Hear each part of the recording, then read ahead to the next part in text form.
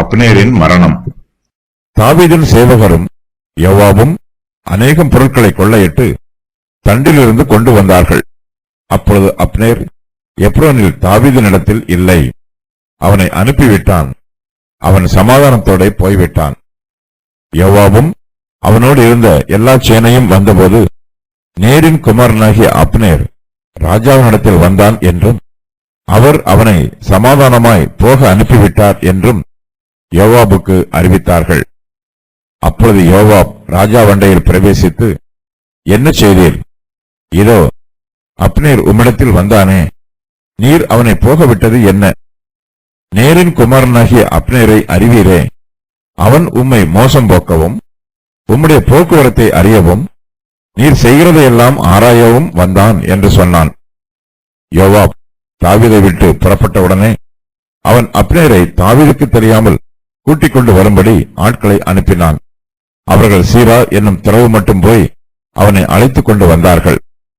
Abner எப்னூருக்கு திரும்பி வருகிற போது யோவாப் அவனோட ரகசியமாய் பேசுகிறவன் போல அவனை ஒலிமுக வாசலின் நடுவே ஒரு பக்கமாய் அழைத்து போய் தன் தம்பி ஆசைகளுடைய இரத்தப்பழியை வாங்க அங்கே அவனை வயிற்றிலே குத்தி கொன்று போட்டான்.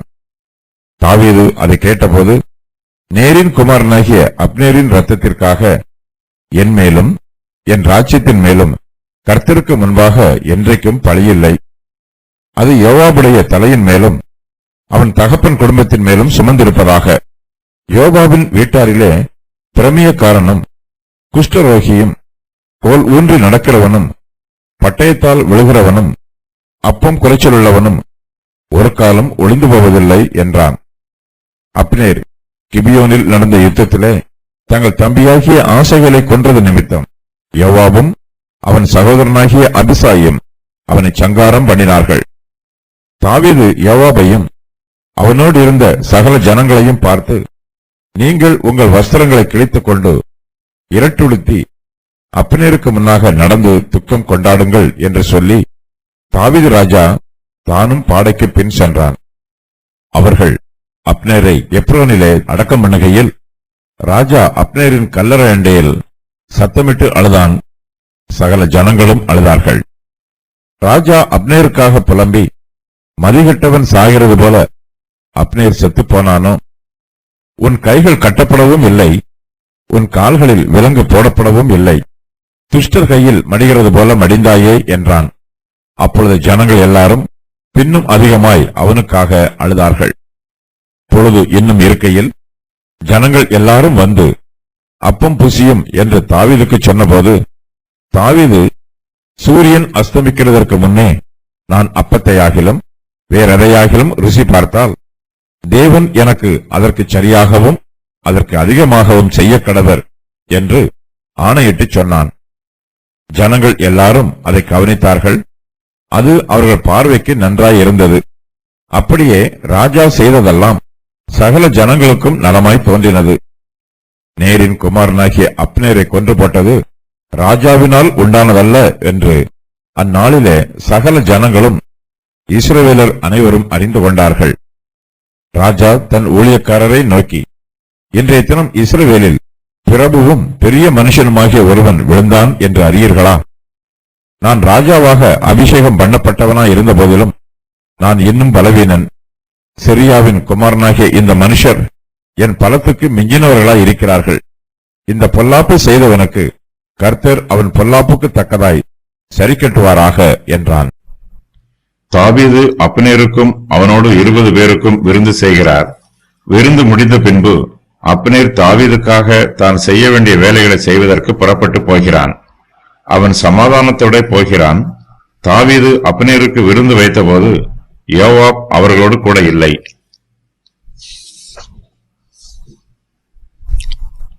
தாவீதின் சேவகரும் யோவாபும் அநேகம் பொருட்களை கொள்ளையிட்டு தண்டில் இருந்து கொண்டு வருகிறார்கள். அப்பொழுது அப்னேர் எப்ரோனில் தாவீதினிடத்தில் இல்லை. தாவீது அவனை அனுப்பிவிட்டார். அப்னேர் சமாதானத்தோட போய்விட்டான். தாவீதின் மனுஷர் அருகில் உள்ள தேசங்களின் மீது யுத்தம் செய்து கொள்ளை பொருட்களை கொண்டு வந்தார்கள். தாவீது பெலிஸ்தரோடு இருந்த சமயங்களில் இதுபோன்ற காரியங்களில் ஈடுபட்டிருந்தார். தாவீதின் சேவகரும் யோவாபும் யூதாவில் கொள்ளையிட்டு அநேகம் பொருட்களை தண்டில் இருந்து கொண்டு வந்திருக்க வேண்டும்.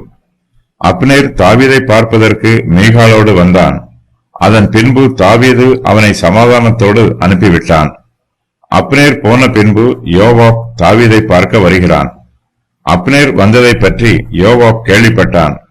அப்னேருக்கு எதிராக யோவாப் குறை கூறினான். ஆனால் அந்த வார்த்தைகளை தாவீது ஏற்றுக்கொள்ளவில்லை. தாவீதிற்கு தெரியாமல் யோவாப் அப்னேரை கூட்டி வரும்படி ஆட்களை அனுப்பி அவனை கொன்று போட்டான்.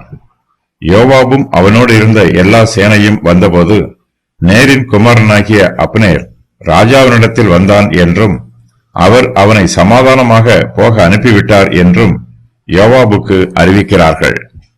அப்னேர் தாவீதை பார்க்க வந்தான் என்னும் செய்தியை கேட்டு யோவாப் மிகவும் கோபப்படுகிறான். தாவீது அப்னேருக்கு விருந்து செய்த செய்தியையும் அவர் அவனை சமாதானத்தோடு அனுப்பிவிட்ட செய்தியையும் யோவாப் கேள்விப்பட்டு மிகவும் கோபப்படுகிறான். யோவாபால் தன்னுடைய கோபத்தை அடக்க முடியவில்லை. அவன் தாவீதுக்கு முன்பாக வந்து கோபமான வார்த்தைகளை பேசுகிறான். அப்பொழுது யோவாப் ராஜாவண்டையில் பிரவேசித்து, என்ன செய்தீர்? இதோ அப்னேர் உம்மிடத்தில் வந்தானே, நீர் அவனை போக விட்டது என்ன? நேரின் குமாரனாகிய அப்னேரை அறிவீரே.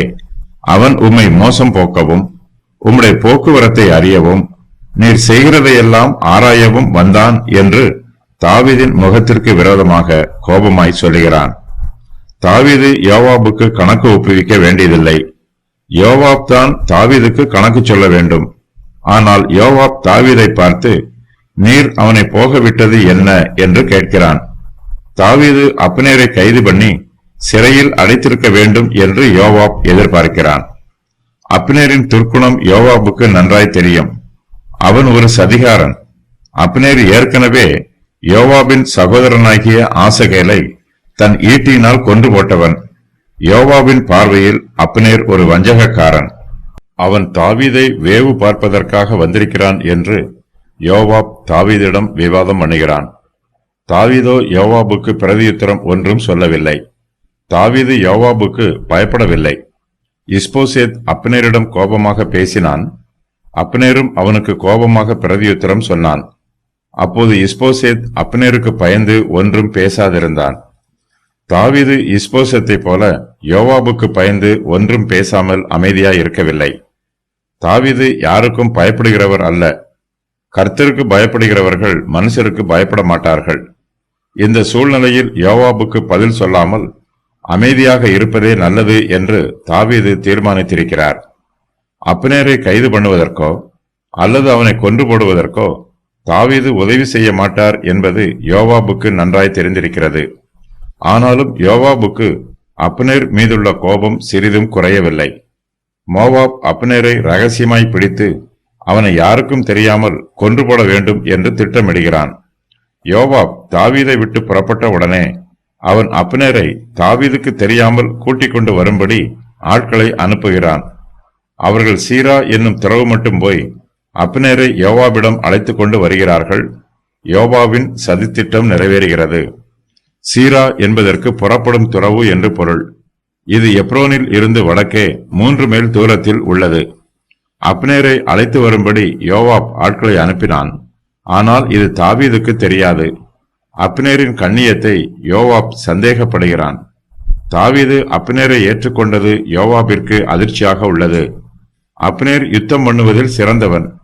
தாவீதோடு அப்னேர் சேர்ந்து விட்டால் யோவாபிற்கு தாவீதிடத்தில் முக்கியத்துவம் குறைந்துவிடும். அது மட்டுமல்ல, யோவாபின் சகோதரனாகிய ஆசகேலை அப்னேர் ஏற்கனவே கொன்று போட்டான். யோவாப் இதற்காக அப்னேரை பழிவாங்க விரும்பினான். அப்னேர் திரும்பி வந்தபோது யோவாப் அவனை கொன்று போட்டான். யோவாப் அப்னேரை ரகசியம் பேசுகிறவன் போல தனியாக அழைத்து போனான். ரகசியம் பேசுவதற்கு பதிலாக யோவாப் அப்னேரை கொன்று போட்டான். அப்னேரும் இதை எதிர்பார்க்கவில்லை. யோவாபை சந்தேகப்படவில்லை.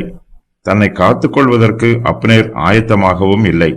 ஆகையினால் அப்னேர் மதிகட்டவன் போல செத்துப்போனான் என்று தாவீது கூறுகிறார். அப்னேர் எப்ரோனுக்கு திரும்பி வருகிறான். அப்போது யோவாப் அவனோட ரகசியமாய் பேசப் போகிறவன் போல அவனை ஒலிமுக வாசலின் நடுவே ஒரு பக்கமாய் அழைத்து போகிறான். தன் தம்பி ஆசகேலுடைய இரத்தப்பழியை அப்னேரிடம் வாங்க வேண்டும் என்னும் கோபம் யோவாபின் இருதயத்திலே ஆழமாய் பதிந்திருக்கிறது. அப்னேரை பழிவாங்கும் வண்ணமாக அங்கே யோவாப் அப்னேரை அவனுடைய வயிற்றிலே குத்தி கொன்று போடுகிறான். யோவாப் அப்னேரை கொன்று போட்டது துன்மார்க்கமான செயல். தாவீதின் சேனையில் யோவாபிற்கு செல்வாக்கு இருக்கிறது. ஆகையினால் தாவீது யோவாபை ஒன்றும் விசாரிக்கவில்லை. அபிசாயும் தாவீதின் பராக்கிரமசாலிகளில் ஒருவன்.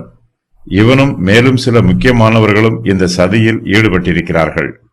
இவர்களை குறித்து விசாரித்தால் தேசத்தில் கலகம் ஏற்பட்டுவிடும். ஆகையினால் தாவீது இதை விசாரிக்கும் பொறுப்பை கர்த்தரிடத்தில் ஒப்புக் கொடுத்து விடுகிறார். அப்னேர் ஆசகேலை கொன்றதுதான் யோவாப் அவனை கொல்வதற்கு காரணம். இது போலவே யோவாப் அமாசாவையும் கொன்று போட்டு தப்பித்துக் கொண்டான். தாவீதின் ஆட்சி காலத்தில் இந்த வழக்கு நியாயம் விசாரிக்கப்படவில்லை. இந்த வழக்கை விசாரிக்கும் பொறுப்பை தாவீது சாலமோனுக்கு கொடுத்து விடுகிறார். சாலமோனின் காலத்தில் யோவாப் அதோனியாவோடு சேர்ந்து கொண்டு ராஜாங்கத்தில் பிரச்சனை பண்ணினான். இதற்காக சாலமோன் யோவாபை கொன்று போட்டார். அப்னேர் ஒரு தந்திரக்காரன். ஆனாலும் அவனுக்கு யோவாபின் சதி திட்டம் தெரியவில்லை. யோவாபின் மனதில் என்ன இருக்கிறது என்று தெரியாமலேயே அப்னேர் எப்ரோனுக்கு திரும்பி வருகிறான். யோவாப் அப்னேரை தாவீதின் பெயரால் அழைத்தான். எப்ரோனிலே தாவீது இருப்பார் என்று அப்னேர் எதிர்பார்த்தான். ஆனால் அங்கே தாவீது இல்லை. யோவாப் அப்னேரை சந்திக்கிறான். யோவாப் தன்னை கொல்லப் போகிறான் என்பது தெரியாமலேயே அப்னேர் அவனோடு கூட போகிறான். அப்னேர் கிபியோனில் நடந்த யுத்தத்திலே தங்கள் தம்பியாகிய ஆசகேலை கொன்றது நிமித்தம் யோவாபும் அவன் சகோதரனாகிய அபிசாயும் அவனை சங்காரம் பண்ணினார்கள். அப்னேருக்கு விரோதமான சதி திட்டத்தை யோவாப் தீட்டினாலும் அவனுடைய சகோதரன் அபிசாயும் அவனுக்கு உடந்தையாய் இருக்கிறான். அப்னேர் தன்னுடைய மனச்சாட்சிக்கு விரோதமாக பல காரியங்களை செய்தான். இஸ்போசேத்தை தனியான், அவனை வஞ்சித்தான். கர்த்தருக்கும் இஸ்ரவேலுக்கும் மதிப்பு கொடுக்க போவதாக சொல்லி தாவீதோடு சேர்ந்து கொண்டான். அப்னேரிடம் கர்த்தர் மீது உண்மையான பக்தி இல்லை. அவன் சுயநலக்காரன், பெருமை பிடித்தவன், பொறுமை இல்லாதவன், பிறரை பழிவாங்க வேண்டும் என்னும் வஞ்சக எண்ணம் கொண்டவன். யோவாப் சதிகாரனாகிய அப்னேரை கொன்று போட்டான். யோவாப் செய்ததும் நீதியான காரியம் அல்ல. யோவாபும் துன்மார்க்கமான காரியத்தையே செய்திருக்கிறான். யோவாப் தன் தம்பி ஆசகேலுடைய இரத்தப்பழியை வாங்க அவன் அப்னேரை அவனுடைய வயிற்றிலே குத்தி கொன்று போட்டான். தங்கள் தம்பியாகிய ஆசகேலை அப்னேர் கொன்றதின் நிமித்தம் யோவாபும் அபிசாயும் அப்னேரை சங்காரம் பண்ணினார்கள். அப்னேர் ஆசகேலை யுத்த களத்திலே கொன்று போட்டான். யோவாபை போல அப்னேர் ஆசகேலை வஞ்சிக்கவில்லை. அப்னேர் ஆசகேலை வெளிப்படையாகவே எச்சரித்தான். அதன் பின்புதான் அவன் ஆசகேலை கொன்றான். தன்னை பாதுகாத்துக் கொள்வதற்காகவே அப்னேர் ஆசகேலை கொன்றான். செருயாவின் குமாரனாகிய யோவாப் இஸ்ரவேலின் 2 சேனாபதிகளாகிய நேரின் குமாரன் அப்னேருக்கும் எத்தேரின் குமாரன் அமாசாவுக்கும் செய்த காரியத்தினால் எனக்கு செய்த குற்றத்தை நீ அறிந்திருக்கிறாயே. அவன் அவர்களை கொன்று சமாதான காலத்திலே யுத்த காலத்து இரத்தத்தை சிந்தி யுத்த காலத்து இரத்தத்தை தன் அறையிலுள்ள கச்சையிலும் தன் கால்களில் இருந்த பாத ரட்சையிலும் வடிய விட்டானே. 1 ராஜாக்கள் 2:5. யோவாப் தாவீதின் சேனைக்கு தலைவனாய் இருக்கிறான். அப்னேர் தாவீதோடு உடன்படிக்கை செய்து கொண்டதினால் அவன் தாவீதின் சேனைக்கு தலைவனாக நியமிக்கப்படுவானோ என்னும் சந்தேகம் யோவாபுக்கு வந்திருக்கலாம். தாவீதின் சேனையில் அப்னேருக்கு முக்கியத்துவம் கொடுக்கப்படுமோ என்றும் தன்னுடைய முக்கியத்துவம் குறைந்து போகுமோ என்றும் யோவாப் சந்தேகப்பட்டிருக்கலாம். யோவாப் அப்னேரோடு சமாதானம் பேசுவது போல நடித்து அவனை கொன்று போட்டான். ஒளிப்பிடத்திலே பிறனை கொலை செய்கிறவன் சபிக்கப்பட்டவன் என்பார்களாக. ஜனங்கள் எல்லோரும் ஆமேன் என்று சொல்லக் கடவர்கள். உபாகமம் 27:24. யோவாப் ஒரு உண்மையான வீரனாக இருந்திருப்பான் என்றால் அவன் அப்னேரோடு நேருக்கு நேராக யுத்தம் பண்ண வேண்டும். ஆனால் யோவாபோ ஒரு கோழையைப் போல மறைவாக இருந்து அப்னேரை கொன்று போட்டான். அப்னேர் இப்போது தாவீதோடு உடன்படிக்கை பண்ணியிருக்கிறான். தாவீதை இஸ்ரவேலின் ராஜாசனத்தில் அமரச் செய்வதற்கு அப்னேரும் சேவை செய்கிறான். இந்த வேளையில் யோவாப் அப்னேரை கொன்று போட்டதினால் அவன் தாவீதின் நன்மைக்கு விரோதமாக இந்த செயலை செய்திருக்கிறான். அப்னேர் செத்துப்போனதினால் தாவீதுக்கு பேரிழப்பு உண்டாயிற்று. யோவாப் அப்னேரை ஒலிமுக வாசலின் நடுவே ஒரு பக்கமாய் அழைத்துக் கொண்டு போய் அவன் வயிற்றிலே குத்தி கொன்று போட்டான். ஒலிமுக வாசலிலே ஜனங்கள் கூட்டமாய் இருப்பார்கள். யோவாப் அப்னேரை ரகசியமாக அழைத்தாலும் அவனை அங்கே எல்லோருக்கும் முன்பாக கொன்று போட்டான்.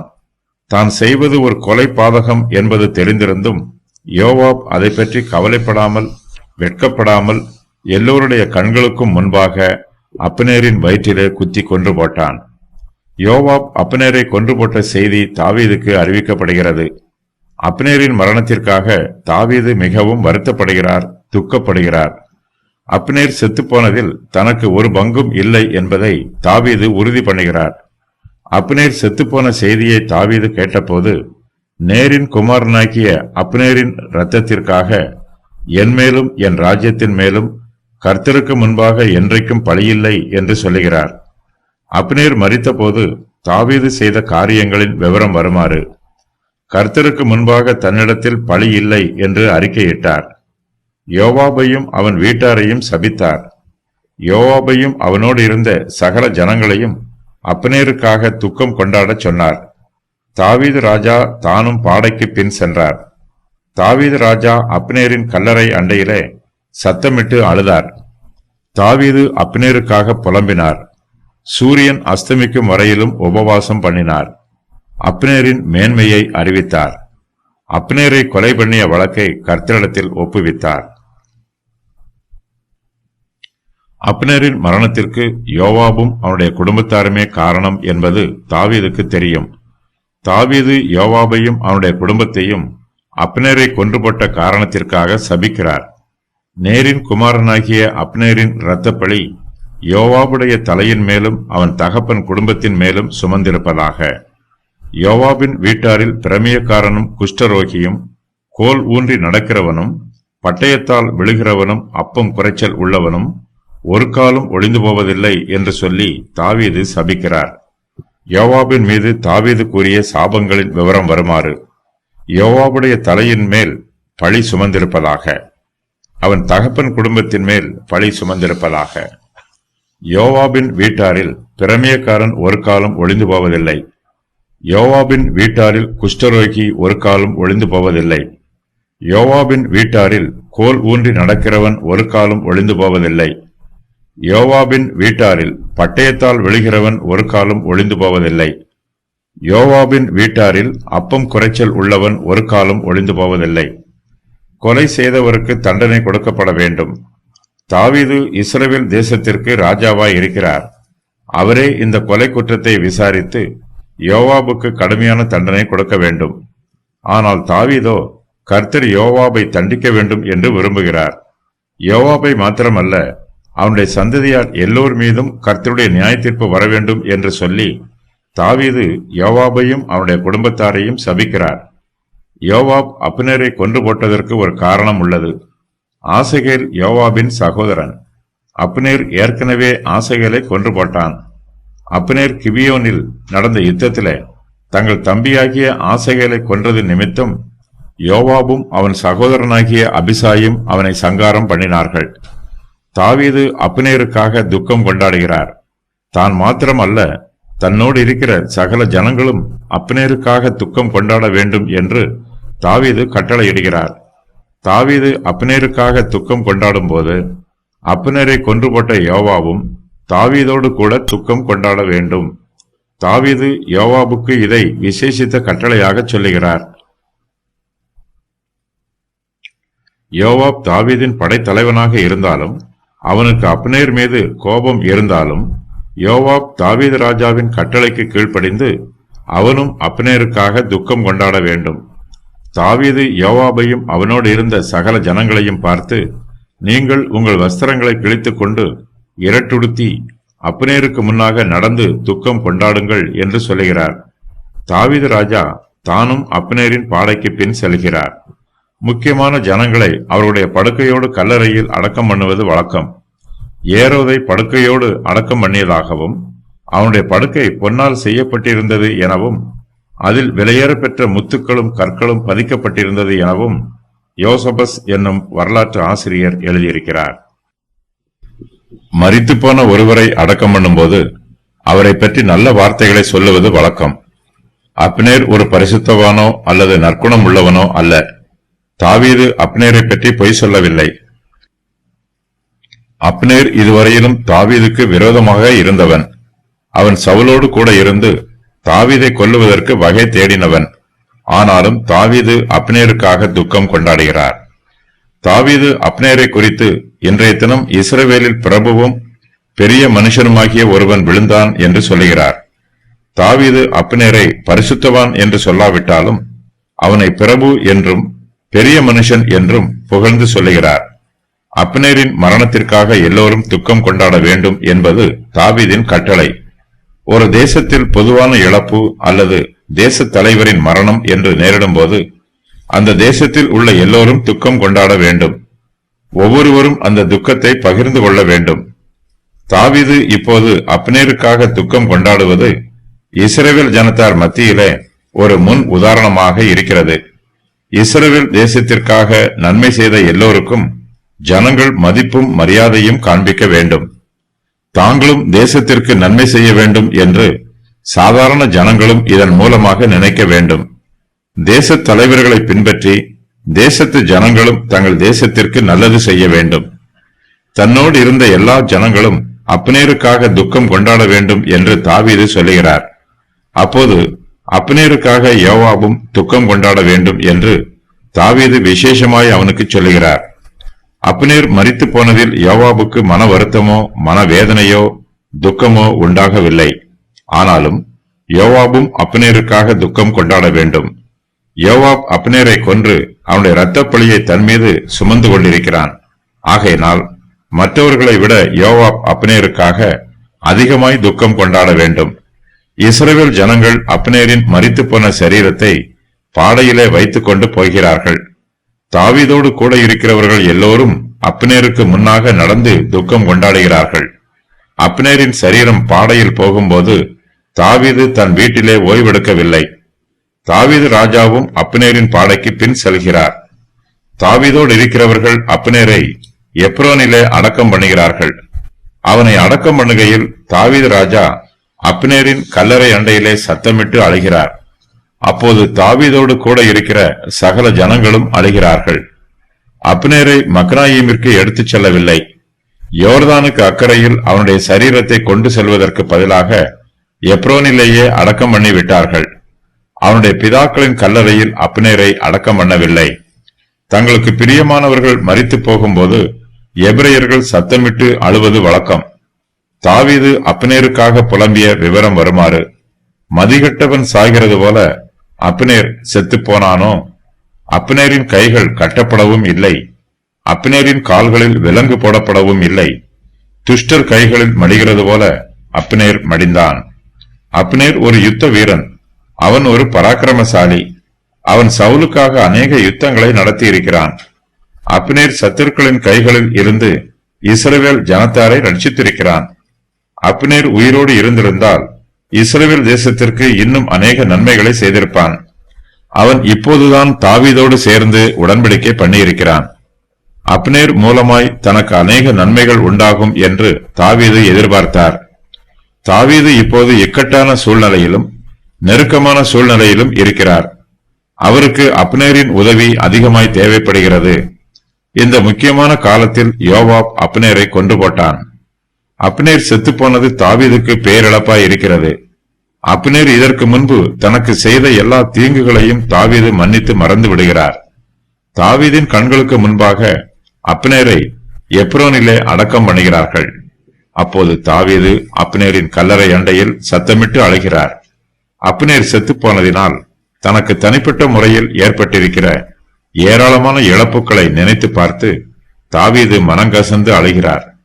தாவீது சத்தமிட்டு அழுவதை கேட்டு அவரோடு கூட இருக்கிற சகல ஜனங்களும் அழுகிறார்கள். தாவீது ராஜா அப்னேரின் கல்லறை அண்டையிலே சத்தமிட்டு அழும்போது அவர் அப்னேருக்காக புலம்பல் பாடல் பாடுகிறார். மதிகட்டவன் சாகிறது போல அப்னேர் செத்து போனானோ? உன் கைகள் கட்டப்படவும் இல்லை, உன் கால்களில் விலங்கு போடப்படவும் இல்லை. துஷ்டர் கைகளில் மடிகிறது போல மடிந்தாயே என்று தாவீது அப்னேருக்காக புலம்புகிறார். குற்றவாளிகளின் கைகளை பின்னால் இழுத்து கட்டி அவருடைய கால்களில் விலங்குகளை மாட்டி அவர்கள் தப்பித்து போகாதவாறு பார்த்துக் கொள்வார்கள். அப்னேர் ஒரு யுத்த வீரன், அவன் ஒரு தந்திரசாலி, அவனுக்கு யுத்த வியூகங்கள் நன்றாய் தெரியும். ஆனாலும் அப்னேர் மதிகட்டவன் சாகிறது போல செத்துப்போனான். அப்னேர் தாவீதோடு உடன்படிக்கை பண்ணினான். ஆகையினால் தாவீதின் சேலை தலைவனாகிய யோவாப் தனக்கு சிநேகிதனாய் இருப்பான் என்று அப்னேர் எதிர்பார்த்தான். ஆனால் யோவாபோ அப்னேரை வஞ்சித்து அவனை கொன்று போட்டான். இந்த பிரபஞ்சத்தில் ஒருவன் எவ்வளவு பெரிய ஞானியாக இருந்தாலும், அவன் எவ்வளவு பெரிய ஐஸ்வர்யவானாக இருந்தாலும், அவன் எவ்வளவு பெரிய பலசாலியாக இருந்தாலும், அவனுக்கு விரோதமாகவும் சதிவலையும் வஞ்சக வலையும் பின்னப்படுவதற்கு வாய்ப்புள்ளது. சதியையும் வஞ்சகத்தையும் தடுத்து நிறுத்துவதற்கு பாதுகாப்பு அரணங்களை கட்ட முடியாது. கர்த்தரே நமக்கு அரணாக இருக்க வேண்டும். அவரே நமக்கு பலத்த துருக்கமாய் இருக்க வேண்டும். கர்த்தருடைய பாதுகாப்பும் பராமரிப்பும் நமக்கு இருந்தால் மாத்திரமே நம்மால் சத்துருகளின் வஞ்சக வலைகளுக்கும் அவர்களுடைய கண்ணிகளுக்கும் நம்மால் தப்பிக்க முடியும். அப்னேர் இஸ்ரவேலின் சரித்திரத்திலே ஒரு முக்கியமான காலகட்டத்தில் தாவீதோடு உடன்படிக்கை பண்ணினான். தாவீதுக்கு தன்னால் அநேக நன்மைகளை செய்ய முடியும் என்றும், இஸ்ரவேலின் சரித்திரமே தன்னால் தலைகளாக மாறும் என்றும் அப்னேர் எதிர்பார்த்தான். ஆனால் அப்னேருக்கும் யோவாபுக்கும் இருந்த பகையினால் அப்னேர் செத்துப்போனான். அப்னேரின் மனதிலே பொறாமையும் பெருமையும் உள்ளது. அப்னேர் தன்னுடைய பொறாமைக்கு பலியானான். கர்த்தருடைய பிள்ளைகள் சமுதாயத்தில் எவ்வளவு உயர்ந்தவர்களாக இருந்தாலும் அவர்களிடத்தில் பெருமை இருக்கக்கூடாது. பெருமை நம்முடைய மகிமையை மாசுபடுத்தி கெடுத்துவிடும். இருதயத்தில் பெருமை உள்ளவர்கள் உலகத்தையும் உலக காரியங்களையும் சிநேகிப்பார்கள். உலக சிநேகம் தேவனுக்கு விரோதமான பகை. மதிகட்டவன் சாகிறது போல அப்னேர் செத்து போனானோ என்று தாவீது புலம்பும் போது, மதிகட்டவன் சாகிறது போல அப்னேர் செத்து போகவில்லை என்று பொருள்படுமாறு தாவீது புலம்புகிறார் என்று வேத பண்டிதர்கள் இந்த வாக்கியத்திற்கு விளக்கம் சொல்லுகிறார்கள். அப்னேர் ஒரு குற்றவாளி அல்ல. அவன் யாரையும் கொன்று போட வேண்டும் என்று சதி பண்ணவும் இல்லை. செப்தூஜின் பதிப்பில் அப்னேர் நாபாலை போல செத்துப்போனான் என்று எழுதப்பட்டிருக்கிறது. நாபால் உயிரோடு இருந்தபோதே செத்தவன் போல கிடந்தான். அப்னேரும் நாபாலை போலவே உயிரோடு இருக்கும் போதே செத்தவனாய் இருக்கிறான். அப்னேரை போல இந்த பிரபஞ்சத்தில் தலைவர்களும் நல்லவர்களும் பலமுள்ளவர்களும் பராக்கிரமசாலிகளும் சத்துருக்களின் வஞ்சத்தினால் செத்து போகிறார்கள். தாவீது அப்னேருக்காக புலம்பும் போது ஜனங்கள் எல்லாரும் இன்னும் அதிகமாய் அப்னேருக்காக அழுகிறார்கள். அவர்கள் சூரியன் அஸ்தமனமாகும் வரையிலும் ஒன்றும் புசியாமல் அப்னேருக்காக உபவாசம் பண்ணி துக்கம் கொண்டாடுகிறார்கள். தாவீதும் அப்பம் புசிக்கவில்லை, ஜனங்களும் அப்பம் புசிக்கவில்லை. பொழுது இன்னும் இருக்கையில் ஜனங்கள் எல்லாரும் தாவீதிடம் வந்து அப்பம் புசியும் என்று சொல்லுகிறார்கள். தாவீதோ சூரியன் அஸ்தமிக்கிறதற்கு முன்னே அப்பம் புசிக்க மறுத்து விடுகிறார். தாவீது அவர்களிடம், சூரியன் அஸ்தமிக்கிறதற்கு முன்னே நான் அப்பத்தை ஆகிலும் வேறு எதையாகிலும் ருசி பார்த்தால் தேவன் எனக்கு அதற்கு சரியாகவும் அதற்கு அதிகமாகவும் செய்ய கடவர் என்று ஆணையிட்டு சொல்லுகிறார். தாவீது சூரியன் அஸ்தமிக்கும் வரையிலும் ஒன்றும் புசிப்பதில்லை என்று ஆணையிட்டுக் கொண்டார். எல்லா ஜனங்களும் அதை ஏற்றுக்கொண்டார்கள். அப்னேரின் மரணத்திற்கு தாவீது காரணமல்ல என்பதை ஜனங்கள் புரிந்து கொண்டார்கள். அப்னேர் கிபியோனில் நடந்த யுத்தத்திலே தங்கள் தம்பியாகிய ஆசகேலை கொன்றதின் நிமித்தம் யோவாபும் அவன் சகோதரனாகிய அபிசாயும் அவனை சங்காரம் பண்ணினார்கள். தாவீது கொலைகாரர்களுக்கு நியாயமான தண்டனை கொடுக்க வேண்டும். ஆனால் தாவீதால் யோவாபுக்கு தண்டனை கொடுக்க முடியவில்லை. தாவீதின் ராஜ்யம் இப்போதுதான் ஸ்தாபிக்கப்பட்டிருக்கிறது. தாவீதும் பலவீனமாய் இருக்கிறார். தாவீதின் ராஜ்யத்திலே இப்போது சிறிய குழப்பம் ஏற்பட்டாலும் அது தாவீதின் ராஜாசனத்தை கவிழ்த்து போடும். அதனால் தாவீது தன்னுடைய ராஜாசனத்தை இழந்து விடுவதற்கு வாய்ப்பு உள்ளது. ஆகையினால் அப்னேரை கொன்றுபட்ட மோவாபை தாவீது தண்டிக்காமல் விட்டு விடுகிறார். கர்த்தருடைய சாபம் யோவாபின் மீதும் அவனுடைய குடும்பத்தார் மீதும் தங்கியிருக்கும் என்று தாவீது அவனை சபிக்கிறார். இக்காலத்தில் யோவாபின் குடும்பத்தாரும் பலமுள்ளவர்களாய் இருக்கிறார்கள்.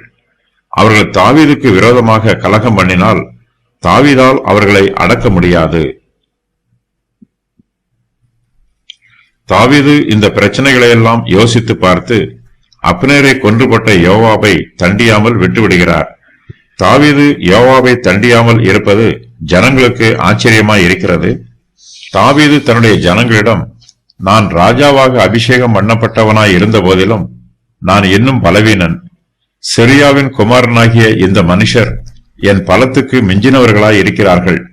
அந்த பொல்லாப்பை செய்தவனுக்கு கர்த்தர் அவன் பொல்லாப்புக்கு தக்கதாய் சரி கட்டுவாராக என்று சொல்லுகிறார். யோவாபை தன்னால் தண்டிக்க முடியாது, ஆனாலும் கர்த்தரால் அவனை தண்டிக்க முடியும் என்று தாவீது நம்புகிறார். அப்னேர் செத்துப்போனதற்கு தானும் ஒரு காரணம் என்று ஜனங்கள் நினைப்பார்களோ என்னும் சந்தேகம் தாவீதின் மனதில் இருக்கிறது. அவர்கள் தாவீது அப்னேருக்காக அவனுடைய கல்லறை அண்டையிலே சத்தமிட்டு அழுததை பார்க்கிறார்கள். தாவீது அப்னேருக்காக புலம்பி பாடின புலம்பல் பாடலை கேட்கிறார்கள். ஜனங்கள் எல்லோரும் தாவீதை கவனிக்கிறார்கள். தாவீது அப்னேருக்காக சத்தமிட்டு அழுதது, அவனுக்காக புலம்பியது ஆகியவை ஜனங்கள் எல்லோருடைய பார்வைக்கும் நன்றாயிருக்கிறது. தாவீது ராஜா செய்ததெல்லாம் சகல ஜனங்களுக்கும் நலமாய் தோன்றுகிறது. நேரின் குமாரனாகிய அப்னேரை கொன்று போட்டது ராஜாவினால் உண்டானதல்ல என்று அந்நாளிலே சகல ஜனங்களும் இஸ்ரவேலர் அனைவரும் அறிந்து கொள்கிறார்கள். தாவீது தன்னுடைய ஊழியக்காரர் மத்தியிலே அப்னேரை புகழ்ந்து பேசுகிறார். இன்றைய தினம் இஸ்ரவேலில் பிரபுவும் பெரிய மனுஷனுமாகிய ஒருவன் விழுந்தான் என்று அறியீர்களா என்று தாவீது தன் ஊழியக்காரருக்கு அப்னேரை பற்றி சொல்லுகிறார். அப்னேர் செத்துப்போனதினால் தாவீது சோர்ந்து போயிருக்கிறார். நீதி எது என்றும் நியாயம் எது என்றும் உண்மை எது என்றும் தாவீதுக்கு தெரிந்திருக்கிறது. அப்னேரை கொன்ற கொலைகாரர்கள் யார் என்பதும் தாவீதுக்கு தெரிந்திருக்கிறது. ஆனாலும் அப்னேரின் வழக்கை தாவீதால் நீதியாய் விசாரிக்க முடியவில்லை. அப்னேரை கொன்று போட்ட கொலைகாரர்களுக்கு தாவீதால் நியாயமான தண்டனை கொடுக்க முடியவில்லை. கொலைக்காரர்களுக்கு தன்னால் தண்டனை கொடுக்க முடியாவிட்டாலும் கர்த்தர் அவர்களை தண்டிப்பார் என்று தாவீது நம்புகிறார். அந்த பொல்லாப்பை செய்தவனுக்கு கர்த்தர் அவன் பொல்லாப்புக்கு தக்கதாய் சரி கட்டுவாராக என்று தாவீது சொல்லுகிறார். அந்த பொல்லாப்பை செய்தவனுக்கு கர்த்தர் அவன் பொல்லாப்புக்கு தக்கதாய் சரி கட்டுவாராக என்று சொல்லி அப்னேரை கொன்றவனை பழிவாங்கும் காரியத்தை தாவீது கர்த்தரிடத்தில் ஒப்புக் கொடுத்து விடுகிறார். தாவீது நீதிக்கும் சத்தியத்திற்கும் கட்டுப்பட்டு யோவாபை தண்டித்திருந்தால் பிற்காலத்தில் தாவீதின் ராஜ்யத்திலே இஸ்போசேத், அம்னோன் போன்றவர்கள் செத்துப்போயிருக்க மாட்டார்கள். தாவீது நீதிக்கு தலை வணங்காமல் தன்னுடைய மாம்ச சுபாவத்திற்கு கீழ்ப்படுகிறார். நல்லவர்களுக்கு இரக்கம் காண்பிக்காமல் பொல்லாதவர்களுக்கும் கொலைக்காரர்களுக்கும் இரக்கம் காண்பிக்கிறார். தாவீது ராஜாவாக அபிஷேகம் பண்ணப்பட்டிருக்கிறார். ஆனாலும் நான் இன்னும் பலவீனன் என்று தாவீது தன்னை பற்றி சொல்லுகிறார். ராஜாவின் பலம் தன்னுடைய தேசத்தில் உள்ள குடிமக்கள் எல்லோருடைய பலத்திற்கும் மிஞ்சினதாக இருக்க வேண்டும். அப்போதுதான் ராஜாவால் நீதியாய் ஆட்சி செய்ய முடியும். ராஜா ஜனங்களை ஆளுகை செய்ய வேண்டும். தேசத்தில் உள்ள ஒரு சில பலவான்களும் துன்மார்க்கரும் அக்கிரமக்காரரும் ராஜாவை ஆளுகை செய்யக்கூடாது. தாவீது இந்த சூழ்நிலையில் தன்னுடைய பலவீனத்தை உணர்கிறார். தாவீது தன் ஊழியக்காரரை நோக்கி, நான் ராஜாவாக அபிஷேகம் பண்ணப்பட்டவனாய் இருந்த போதிலும் நான் இன்னும் பலவீனன். செரியாவின் குமாரராகிய இந்த மனுஷர் என் பலத்துக்கு மிஞ்சினவர்களாய் இருக்கிறார்கள் என்று மனவேதனையோடு சொல்லுகிறார்.